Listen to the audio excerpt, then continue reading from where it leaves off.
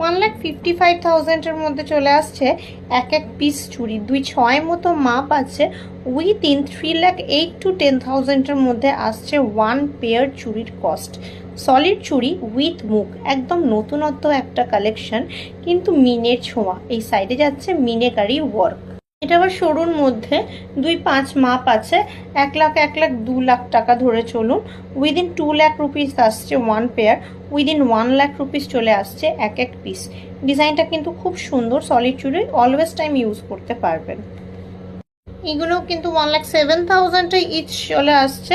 2-6 মাপ যাচ্ছে।